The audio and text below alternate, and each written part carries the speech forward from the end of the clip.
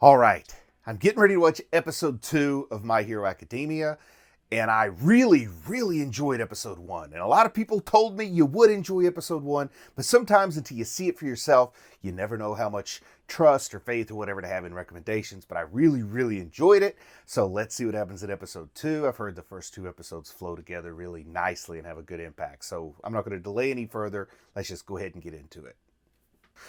And it looks like we're going back to watching that TV show about All Might that I'm going to call him Deku just for sake of ease there. But we're going back to the TV show that he liked to watch as a child when he idolized All Might. And also for this reaction, I've switched from the dub to the sub. I didn't necessarily react to the dub on purpose the first time, but I liked it. But I want to check both out. Then I'll kind of decide where to go in the future. But primarily, we're just getting to see his adoration of All Might and kind of laying down the groundwork for how much he cares about him. And then a little bit of a recap here from stuff we saw last episode about how he has to confront the fact that he will never have any superpowers, or quirk as they call it here.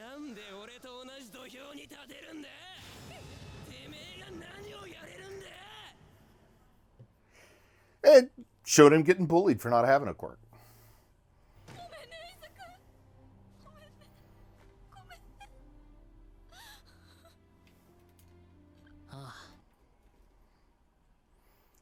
On his mom there, he and his mom sharing kind of an emotional moment because it means, it'd be tough to hear you're not going to turn into what you dream about being or what you want to be, right? I mean, many of us have to confront that sometimes. Like when I realized I was never going to be an NBA basketball player. With this physique, you'd think it'd be a foregone conclusion. And I'm kind of chattering a little bit because this is mostly recap from episode 1 we're seeing here so far. Back when he's asking about, can you be a hero without a power? I talked about being a vigilante like Batman. Somebody told me there's a spinoff called Vigilante. All right, now I feel like we're getting into some new territory, so I'm going to shut up and pay attention. Looks like All Might is letting off some steam. I mean, honestly, this kind of reminds me of transformation in Attack on Titan. Is he going to transform into something?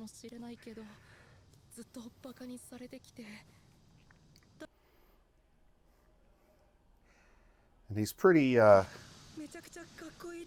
sharing his thoughts and feelings with All Might there about wanting to be a hero but having no quirk. And we got that steam over there. I'm expecting some kind of reveal when that steam clears.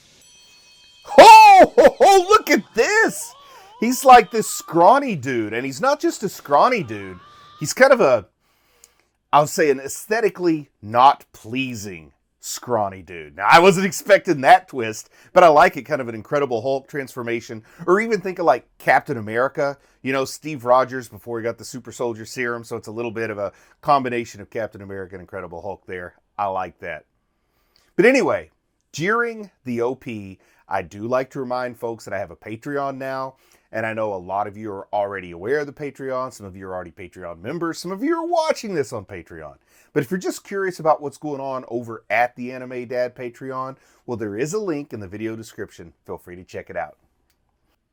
Okay, so we're like in this shopping district, Tatooine, which we saw Tatooine in the last episode, and people pointed out, that's very similar to Tatooine from Star Wars.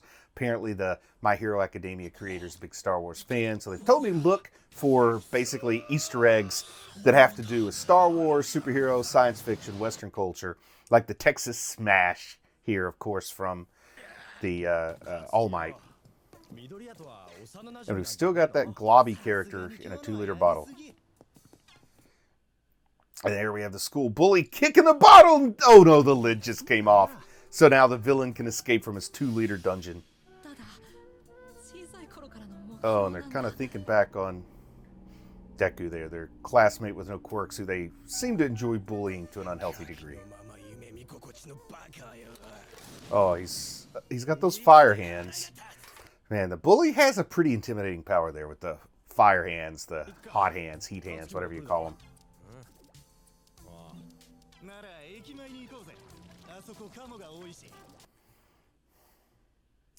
So what are they looking for? Some kind of bullying or some kind of pickpocketing or something? Talking about not wanting something to go on his record. But yeah.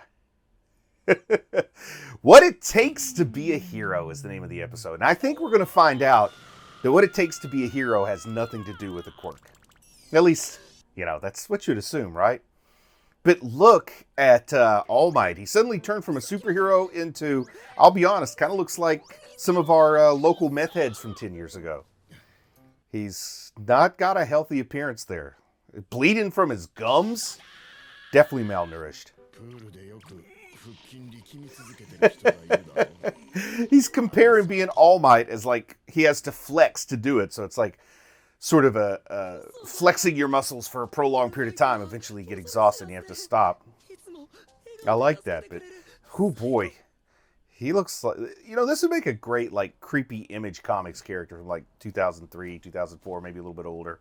I think of the Max even, if you're familiar with the Max. Oh, yeah, got to keep this a secret for All Might. And I can understand. You don't want... Oh! Oh, wow. He's got this gruesome abdominal wound there. Busted his lungs. Like he says, half my respiratory organs. He could have just said he lost a lung. Oh, wow. So all the surgery to repair that is why his, like, default status is so emaciated and why he looks so malnourished and weak. Has that, that meth head look. Oh, wow. He remembers the toxic chainsaw. He's got a good memory for the hero's history there.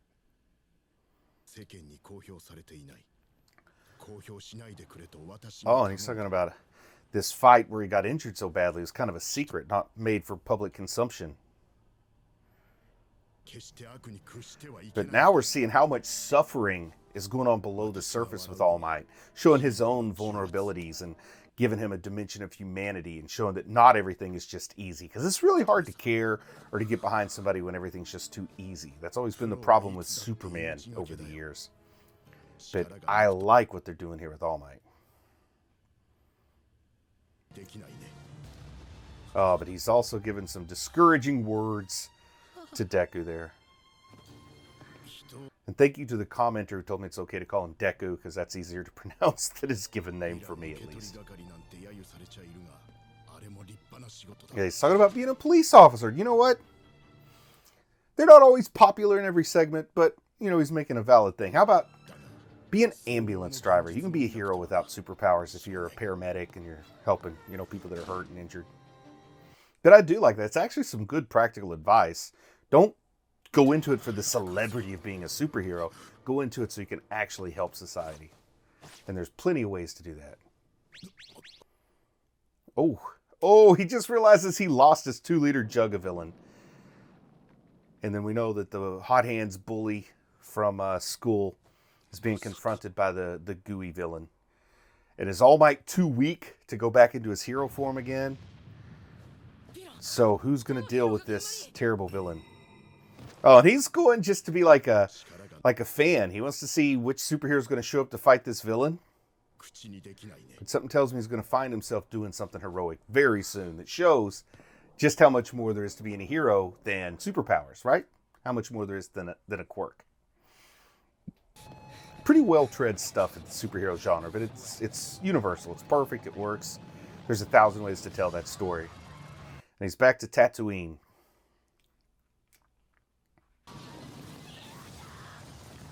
Oh, so we got a nice little cadre of heroes that have shown up. Always fun for me to see new costumes, new powers. And there's always a problem with designing a new superhero. Sometimes they do well. Sometimes they feel a little too derivative. Sometimes they're just kind of corny. So it'll be fun. I'm sure we'll have all 3 categories here as this show unfolds. But he's having trouble fighting the goo monster. Because you can't really punch a ball of mud, can you? So we got this guy with the bird head helmet thing. I want to see what this Roadrunner looking guy can do. And I'm always looking for Western parallels. I hate to cheer against a school kid because I got to remember he's still young, not emotionally mature yet. But it's kind of fun seeing the bully getting picked on. And his Hot Hands quirk. They seem to be working. The quirk seems to help out against this guy, actually. So this guy that I'm calling the bully might turn out to be a favorite, like a favorite of the general public. He might be set up to become a pretty good hero in terms of how he's perceived. Though his personality might stink. Oh, there comes the giant lady. Mount Lady. I like that name, Mount Lady. The Titanic woman. Oh, oh, she's too big to get through the alleyway. Oh, I like it. It's a simple weakness, but it's effective. Of course, the wooden guy is going to have to stay away from fire. He don't want to burn down. The guy was calling Groot before. I do like this. We got a firefighter superhero. I feel like that's something I haven't seen before. Able to shoot that water out of his hands. But all the fire, I guess, is that, like, you know, pardon the pun, it's not intended, but a backfiring of those hot hands powers. Is that why the whole alleyway, the whole street's on fire? And the heroes are really struggling here. And I guess we're showing how, like, a powerful quirk can't always be suited for every situation. Like, it takes more than a quirk to be a hero. Again, the theme, I'm assuming, of this episode. And I guess this guy's just a, you know, like a tank. He's a strong guy that punches. And All Might, you know, the hero of heroes, is too emaciated. One thing I will say is nobody's going to look at that guy and say, you know what? I bet you that's All Might. Like, he's definitely got a good civilian disguise as the skinny guy. You know, I don't want to pick on him too much. I'm not trying to body shame All Might or anything. It's just an unexpected transition. Be easy to underestimate that guy when he's walking down the sidewalk. But it looks like his wound is just too much for him to get into it.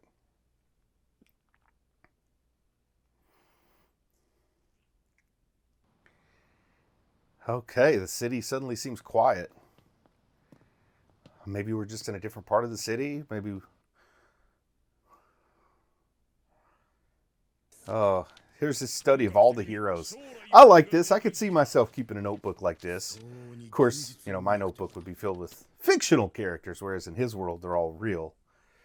But yeah, I could see me doing something like that, although I can't draw as well as this guy can. He's coming to terms with reality. That can be tough for us when we're young and when we're in that transitional phase from child to adult, and we have to understand that we can't do or have or be anything like we used to think we could. I mean, you know, you have unlimited potential, but then you start to see what you're better suited for and less well suited for. And then you have to focus and shift. The older you get, the more you kind of feel like you have to narrow your focus. All the way in the back row, while this amazing blob fight is going on with the city burning. I love the 2-liter jug concept. It's probably not a 2-liter, probably a 1-liter. But I like calling it a 2-liter.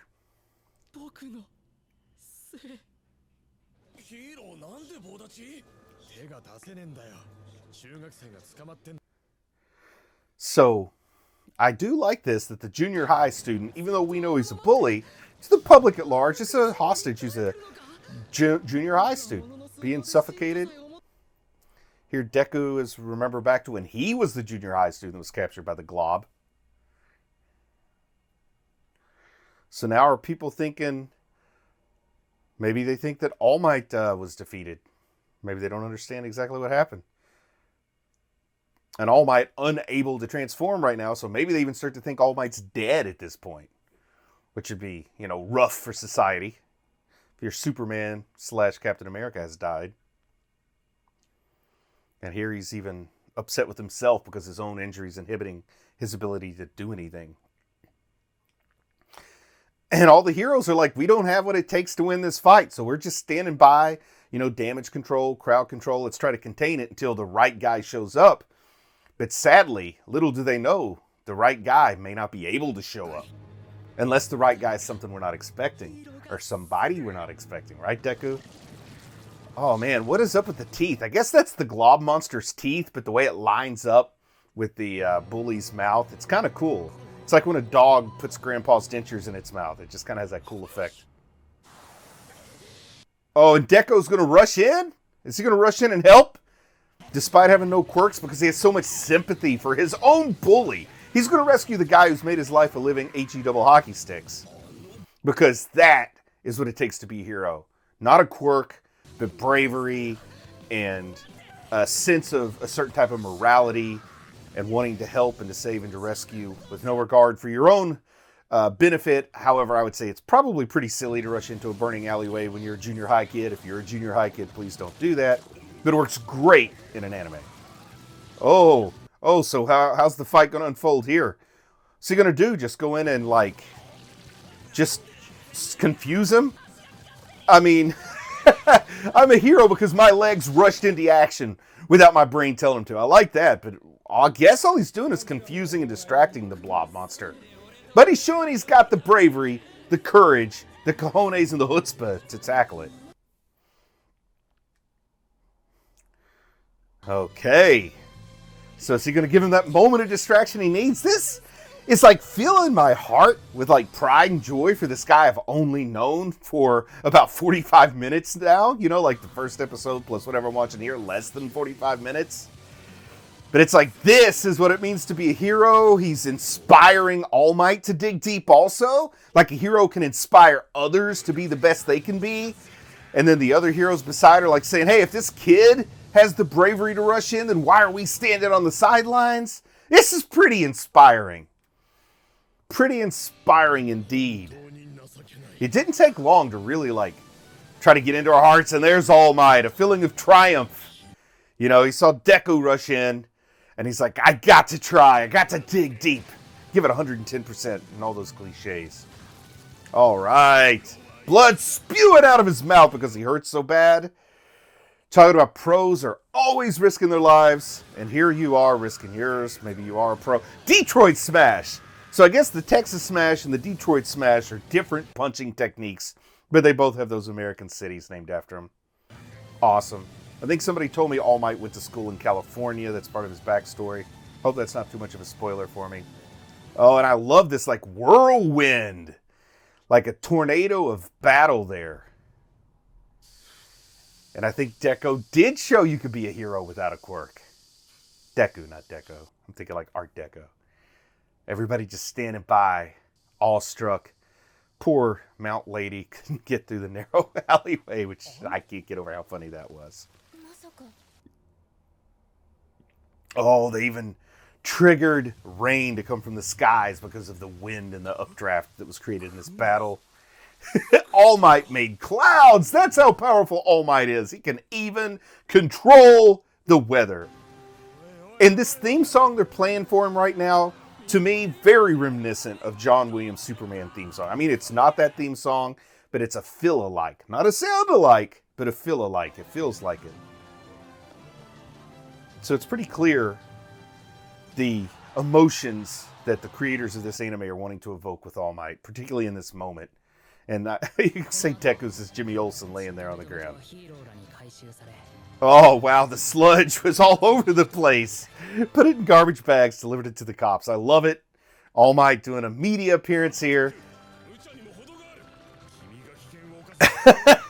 And now, even though he is, like, he is the catalyst that saved the day, they're still belittling him. And that's, you know, what you got to do. You got to say, come on, kid, leave this to the professionals. Of course, despite all this, with Deco being the hero, and then with the bully having been the actual hostage in this situation, they're still so enamored with his quirk that they're showing praise to the bully, and they're like belittling or sort of reprimanding Deku. Crazy, isn't it? But boy, doesn't that feel like real life. Told through a lens of extreme fiction, I feel extreme reality here. And he just had to leave without a final, you know, words of reconciliation between Deku and... good, they called him Deku. All right. A few words of reconciliation that he wanted to have with All Might and he couldn't. Let's see what happens here. Oh, now... Oh, boy, this is a nice turn. I've seen this in stories before. I didn't ask you for your help. You coming in and helping made me look weaker, made me look bad. I love this. Whereas you thought maybe this is a moment for the bully to become his friend, it looks like he's going to double down on the bullying and the hatred. And sadly, I feel like that can happen all too often. I feel like I've been there before, where you help somebody and they get angry at you for upstaging them or overshadowing them. I love it. But he's still, you know, he has that heart of a true hero. Despite the reprimands, despite things getting worse, he still feels positive about it. And All Might, of course, with his superpowers, this guy knows his secret, so he's got his friend, whether he likes it or not, kind of. And now he's coming back to finally have those final words. I love the posing. Oh, and he posed back down to the meth head. pose back down to the poor man's Kid Rock here. Oh man, I love the art. Like, I love just how good the art is at making him seem sort of both repulsive and pitiable at the same time. I mean, they knocked themselves out with this All Might in civilian form character design here. I haven't quite seen anything like it, and it just, I don't know, it speaks to me, connects to me because of that. I think I got a new favorite, which is strange. Not All Might in his hero form, but the pitiable All Might when he's weak.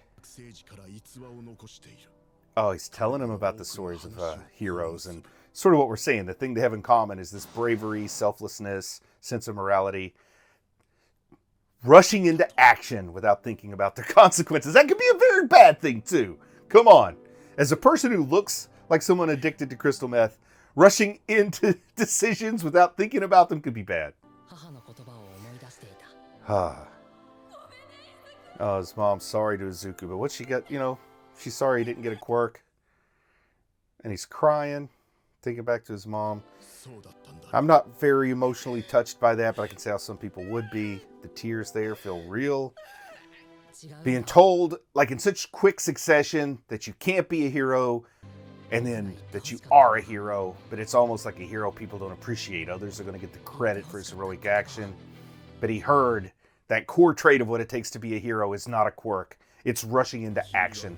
Your body moves before your brain thinks about it, which is nice in this context, but like I said, can be pretty bad in some other contexts.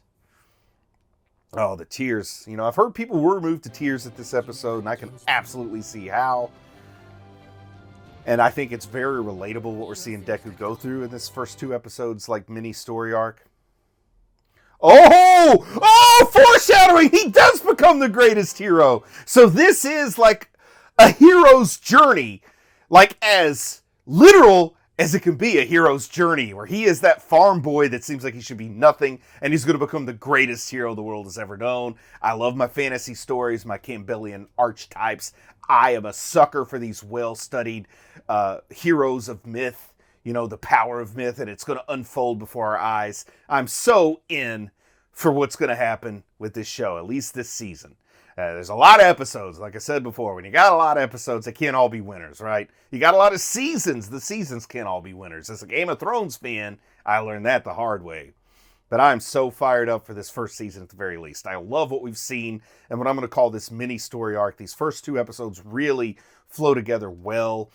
It could easily have debuted as one double-sized episode and been very enjoyable. I've also heard that there's a lot of in-credits stuff with My Hero. So I'm going to go ahead and kind of sit here through the ED and see if they give us anything at the end, because I'm not always the best, if you watch any of my other reactions, of catching in-credit stuff, because I kind of say my goodbyes and everything once the ED starts. I'm going to try to discipline myself to be a little more patient and to sit through what we got here. The first episode probably hit me with a little bit bigger wave of satisfaction, because I didn't know what I was getting into, and I was totally surprised. When I go into episode 2, I have expectations, but it still didn't disappoint. Just didn't get the rage of inspiration you get from something new. But it looks like what we're getting now is a preview to the next episode, which I don't like to watch those. So I'm just going to say I'm proud of you for watching anime, and I'll talk to you again soon. I just want to say a big thank you to everyone who supports the channel on Patreon. It really means a lot to me. If you might be interested in Patreon perks like early access to videos, uncut reaction videos, ad-free videos, and the opportunity to vote on which anime will be covered in the future, then click on the link in the video description. Thank you.